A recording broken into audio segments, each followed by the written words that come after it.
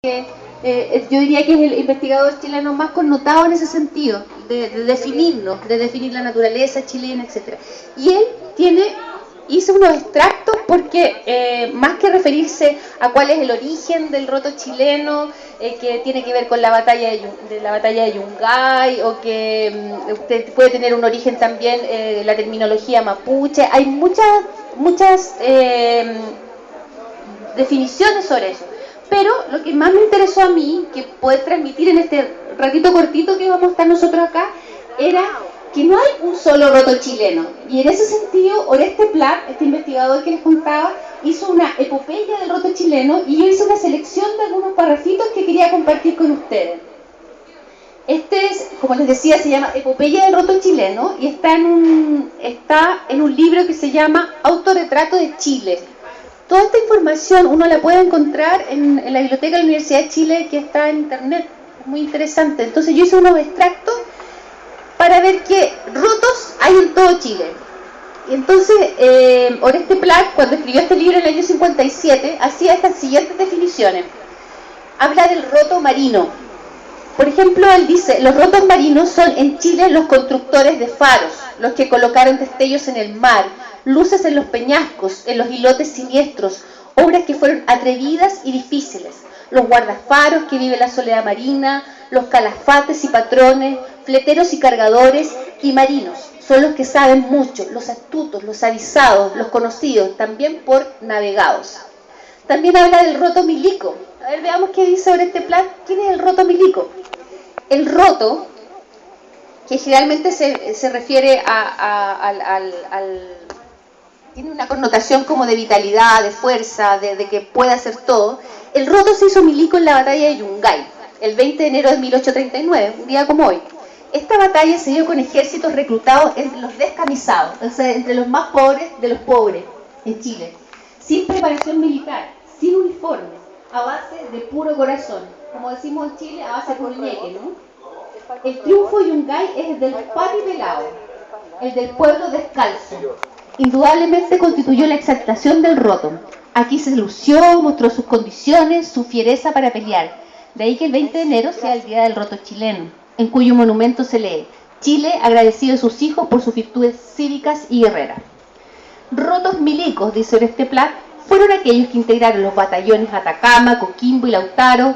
Rotos milicos fueron los que pelearon a combo limpio y a corvo pelado, o sea, más allá de las armas, ¿no? Y rotos milicos son las cantineras, las vivanderas que lucharon como hombres sin dejar de ser mujeres. Es primera vez que leo que hace una referencia femenina, porque también es como un concepto bastante como, no se habla del roto y la rota chilena, pero él sí la reconoce. También está otra definición, el roto pampino. ¿Y quiénes son? La gente del norte. ¿Y qué tipo de gente del norte?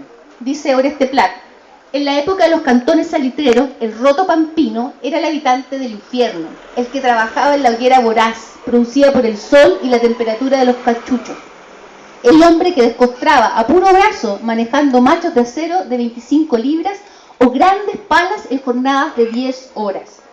Aquí se veía el roto carretonero, el que se iba por la huella de la pampa, conduciendo su vehículo bajo un sol quemante y un polvo ahogador y cegador.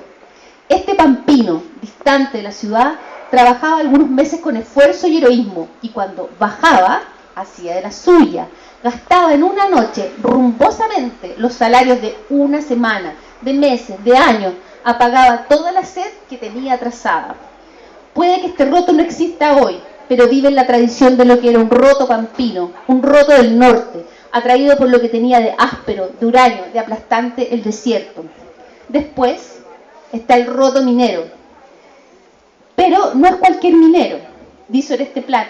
No se habla del minero, ese trabajador de las plantas mecanizadas de hoy, como Chuquicamata. No se habla de los trabajadores en el volcán Auquincha, en Ollagüe, donde están las faenas de explotación de azufre más altas del mundo. No se habla de Podrerillos ni del Teniente. Dice, ahí no están los rotos. El roto minero está en otras partes. Él dice, se habla del roto minero de Chañarcillo, Las Ánimas, El Morado, Carrizal, Remolinos, La Jarilla, Andacollo, Brillador, La Higuera. Y 100 más ricas minas como Dulcinea, una de las más profundas del mundo con más de 1000 metros de altura. Se está mirando hacia el pasado, cuando la mula era obediente a la voz del arriero y emprendía jornadas de 7 a 10 leguas con su carga de metales a cada costado. Ese que iba arriba de la mula era el roto minero. Las mulas marchaban en tropas de 200 a 300, al mando un capataz. Cada tropa estaba dividida en piaras de 10 mulas a cargo de arrieros.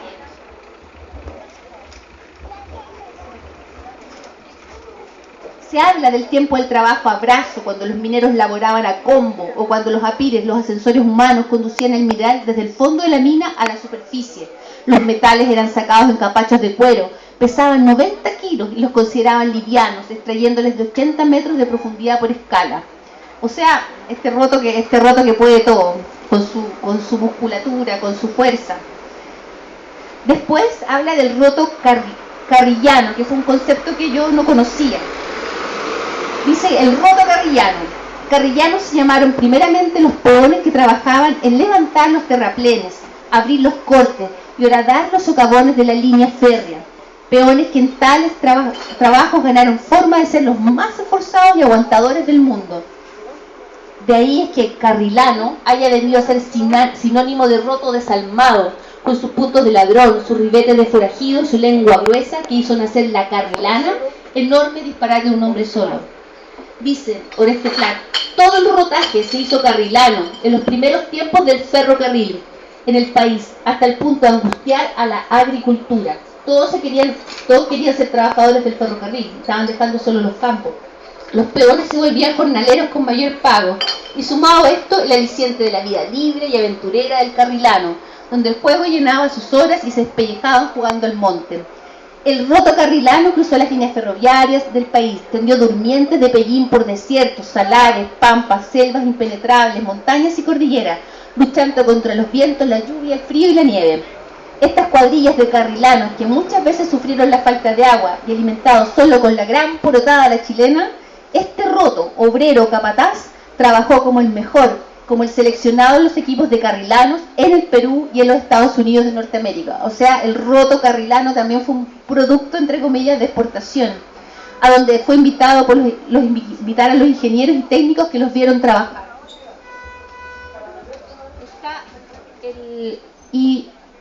Está el roto cargador.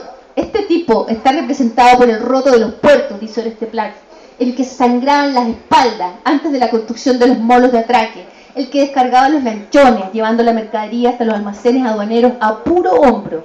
Está representado por el cargador de la Vega, que puede ser como el más característico con el que uno tiene contacto, o de los mercados del país, con su saco a cuestas, con sus rumas de cajón en la cabeza, su garbo marcial, su andar rápido, sus pies semidescalzos, formando un conjunto de fuerza, equilibrio y gracia. Está el roto bandido, que este me gustó. Bandido fue el roto que peleaba en la frontera contra los mapuches y que más de una vez no recibió su sueldo y, trampeado en sus pagos, venía a la capital y hacía exclamar: ya vienen los rotos de la frontera. Eran temibles sus fechorías, pero sea como fuere, era justa su petición. El roto aventurero emigró a San Francisco, California. Nuevamente viaja el roto chileno y vivió en grupo para defenderse de los ladrones, pero ya imperaba la ley del más fuerte, y ante los asaltos a sus campamentos, los rotos se pusieron a puro corvo contra las bandas de forajidos llamadas galgos, y por defenderse de ellas, a los rotos los clasificaron como bandidos. Cuando los llamaron a defender la patria, y aquí se hace la conexión con la batalla de Yungay, movilizándolos del campo y del presidio, estos pumas chilenos se batieron con los leones de Castilla. Fueron excelentes soldados, unos murieron y otros siguieron su destino. El batallón Santiago, que se cubrió de gloria en Chorrillos y Miraflores, había sido integrado con todos los reos de la cárcel, y ellos formaron un río caudaloso y avasallador. Y este es el punto que a mí me interesó. Pero al terminar la guerra, se les informó que deberían ingresar a las cárceles a cumplir el resto de su condena. No aceptaron el pago de Chile. Enardecidos con tamaña ingratitud, optaron por armarse, organizarse y vivir al margen de la ley. Prefirieron ser rotos bandidos, salir al camino. Y estos hombres, fogueados en acciones de guerra, fueron salteadores que llevaban bajo el poncho el choco y su corvo. Una injusticia los echó al camino, con un profundo rencor social. Por eso para el pueblo no eran bandidos, sino vengadores enconados que odiaban al rico, al explotador y hasta la misma justicia. estas son las clasificaciones del roto, que finalmente es como ver un mapa de Chile y ver que el roto chileno, dependiendo de la geografía y de ciertas condiciones, se fue haciendo en todo de norte a sur. También, para terminar, les quiero recomendar este libro, hacía tiempo que no lo miraba, que es El Roto, justamente El Roto, de Joaquín Eduard Bello, que aquí en una historia se puede observar cómo se va formando este grupo social. Y solamente les quería leer algo que subrayé acá, que es una descripción que hace Joaquín Eduard Bello sobre el roto chileno. Dice: la gente, está hablando del barrio de la Estación Central, que yo creo que casi todos lo conocemos. Ahí es donde se conforma el roto urbano, el roto de Santiago. Dice Joaquín Eduard Bello: la gente tiene un sello propio, característico, es recia y áspera como el ají verde y la cebolla cruda, con la piel tostada por el sol que preside las fiestas del buen chacolí, del rico mote y la fruta sabrosa, los mocetones como de bronce, las fisonomías rotundas y belígeras, las extremidades cortas y rollizas, tienen más de Arauco que de España. Las muchachas, de grandes ojos, bovinos, pasivos y sensuales, con el cabello espeso y cabrillante reduciendo la frente, completan ese cuadro vigoroso de ciudad hispanoamericana, pura, cerrada a la inmigración internacional. Eso, un esbozo de... invitación porque la verdad me dijeron, mira, queremos celebrar el Día del Roto chileno, y yo me puse a pensar, bueno, ¿y yo qué tengo de roto? ¿Qué puedo decir además? Si no me reconozco como roto, ¿qué puedo decir yo a las demás personas sobre el roto chileno? Fue un tema muy difícil porque, además, al igual que Verónica, fui a Oreste Plat y empecé a buscar las distintas definiciones que él da, las características que él da del roto chileno, y más extrañeza me causó. Yo vengo de una generación que, por las circunstancias de un martes de 1973, de septiembre específicamente, de un martes de septiembre, nos borraron la historia chilena y nacimos con una concepción del roto asociada a un evento militar, y naturalmente algunos como yo creamos cierto repelús a lo militar. No nos gustaba lo militar. Entonces, si el roto era asociado a una batalla donde no explicaba la estrategia militar que se usó, la fecha que comenzó, la hora en que comenzó, pero no nos explicaban el fondo de esa batalla, lo importante para la creación de esta nación chilena, me fui criando con un vacío. Además, con este sistema económico que se implantó en los 80, el concepto de roto asume otra noción que es muy ligada a la noción que tiene el diccionario de la Real Academia Española, que es roto, ordinario, feo, de la calaña más baja. No sé si se recuerdan ustedes, yo vi estos programas de recuerdos de Sábado Gigante, los 80, de los Eguiguren, que mostraba súper bien esa clase que estaba empezando a emerger producto del nuevo sistema liberal, y ellos al Caroca lo trataban de roto. Eres lo peor que existe, y era el peor garabato que se podía decir en la tele en ese momento. Entonces nos criaron también diciéndonos, el roto es malo, el roto es lo peor, ¿cómo puede ser tu roto? Después, en los 90, no sé producto de qué, ni me dan ganas mucho de investigar el tema, tampoco se hizo mucho para recuperar el tema del roto, ¿ya? Y nos criamos, y ahí ya es más donde ya terminé el colegio, estuve en la universidad, nos criamos con una noción muy alejada de lo que era roto. Además que Rancagua y Machalí, de donde vengo, experimentaron, mejor dicho, un desarrollo distinto donde nos desarraigamos de lo campesino y nos desarraigamos del mineral del teniente. Ya no nos reconocimos como parte de la minería del cobre, ¿ya? Fue muy difícil por años para mí decir que era hijo de un trabajador de teniente. Entonces el roto minero tampoco era parte de lo nuestro, reconocerme como roto minero. ¿Y por qué digo esto? Porque en el fondo yo, más que plantear en este momento definiciones de lo que es roto chileno, quiero invitarlos a que cada uno de nosotros nos repensemos como rotos chilenos. Repensemos en el fondo que el roto viene a representar la esencia de esa nación muy difusa de encontrar, que es la nación chilena. Que busquemos qué es lo que nos caracteriza, lo mismo que decía Verónica. Aquí hay una especie, en lo que escribe Oreste Plat, hay una especie de mapa que muestra la característica del chileno por este largo territorio. Tenemos un país que es muy largo, muy angosto, que el norte no se parece con el sur y que el centro anda volando en otra idea. Y a nosotros nos tocó vivir de ese centro. Mi invitación, soy un roto de celular. Mi invitación es, por tanto, a dejar esa pregunta planteada, a dejar la pregunta de ¿cómo es el roto de ahora? ¿Cómo es el roto del 20 de enero del 2016? ¿Cómo nos tenemos que reconocer como rotos? Yo personalmente me reconozco, y no lo tiene Oreste Plat, como roto citadino, de ese roto que nace en esta ciudad, a las faldas de la cordillera, que se nutre de sus montañas, de su aire, de sus frutos, de su agua, que está conformada no solo por Rancagua, sino que también por sus comunas hermanas, especialmente mi Machalí, el que tanto quiero, pueblo de tradición campesina, cobijo de los trabajadores del mineral del Teniente, y con sueños de expansión hacia la modernidad. Soy un roto distinto, un roto con celular y computador, que persigue la Wi-Fi por todos lados, la Wi-Fi, como dice mi hijo, a donde llega, que no sabe bailar cueca, lo ha intentado, pero me da vergüenza todavía, pero que al igual que los mártires de Yungay, ama esta tierra, y que se siente parte de esa esquiva nación, que hemos llamado nación chilena. Gracias, eso. Yo soy Sama Stefanovic, exactamente, soy un intento de gestor, un intento de escritor y un intento de músico. Al igual que Héctor, cuando me invitaron yo dije, ¿por qué? La Erika me dijo, no, es que tú tienes la voz de la juventud y todo eso, y dije, pucha, ya, será, pues. Y ahora aún me pregunto, ¿qué hago aquí? Por lo tanto, encontrarme con Héctor fue para mí relajante, porque dije, chuta, yo no soy el único que está así como preguntándose qué hace acá.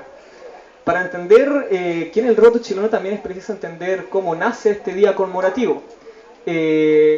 Ahí nos remontamos entonces a los años 1833-36, en donde están estos personajes, Andrés de Santa Cruz, quien era un boliviano y compartía ideas similares a Simón Bolívar, eso de unir una América y hacer una gran potencia mundial, y Andrés de Santa Cruz quiso hacerlo, también lo intentó al igual que Simón Bolívar. A su vez, Perú estaba pasando por problemas internos muy caóticos, estaban en una anarquía total, y entre todo este caos que estaba en Perú, digamos, hacen un golpe y sacan a Obergoso, José Obergoso del mando, que era presidente, y asume Salaverry como golpista en Perú. Entonces Obergoso se va a Bolivia, a donde está Andrés de Santa Cruz, a pedirle ayuda. Mientras tanto que Obergoso llegaba ya raudo, Santa Cruz estaba junto a Gamarra, que era un militar peruano, y Gamarra también tenía esta idea de unificar América para hacer una gran potencia. El problema era que Gamarra quería unificar de otra manera a América, quería que todo, digamos, Bolivia fuera Perú, o sea, ya que Bolivia no fuera el alto, o sea, no fuera Bolivia, sino que fuera también Perú. Y Santa Cruz desconfiaba de estas cosas porque decía, chuta, me quieren quitar el mando y más encima quieren, digamos, oprimir a mi patria. Así que llegaron a un acuerdo solamente de palabra, en el cual le daban favor a Gamarra, diciéndole que efectivamente Bolivia se va a convertir en Perú. Gamarra entonces se devuelve a Perú para, digamos, sacar del mando a Salaverry. Y mientras tanto justo llegó Vergoso a Bolivia a hablar con Santa Cruz. Y llegan a un acuerdo, pero esta vez lo pactan. ¿Cómo está, Isel? Llegan a un acuerdo y esta vez lo pactan. Y el acuerdo era derrocar a Salaverry y armar una confederación peruano-boliviana. Y Perú en ese momento estaba dividido en el Nor Perú y en el Sur Perú. Y entonces tenían que llegar a Perú, derrocar a Salaverry y tomar el mando, para así unir en la confederación a Perú y Bolivia.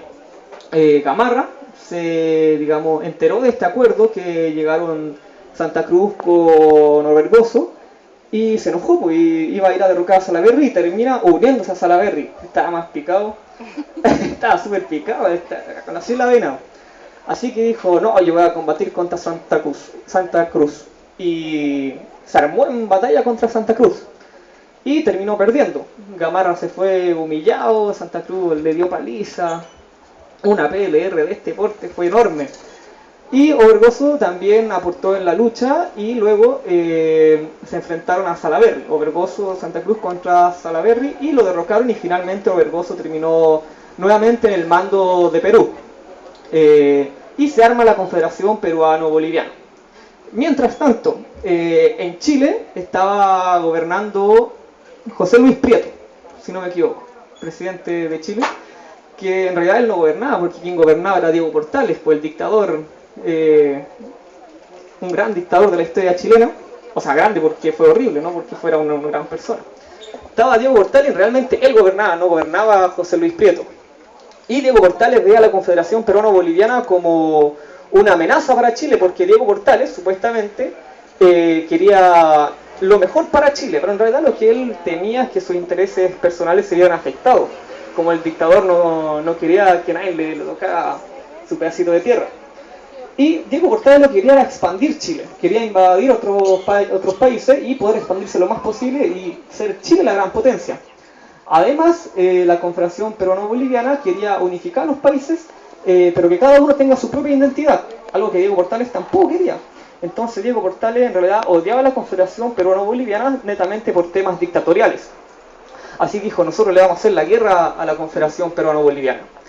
Y Diego Portales declaró la guerra, pero el pueblo chileno no estaba interesado en ir a la guerra, porque no le creían el cuento a Diego Portales, pues era dictador, era sanguinario, era cruel, y el pueblo chileno no estaba ni ahí con Diego Portales, que vaya a pelear solo. Entonces, mientras tanto, Ramón Freire estaba exiliado en Perú. No sé si alguien se acuerda de Ramón Freire, fue uno de los libertadores que independizó Chile.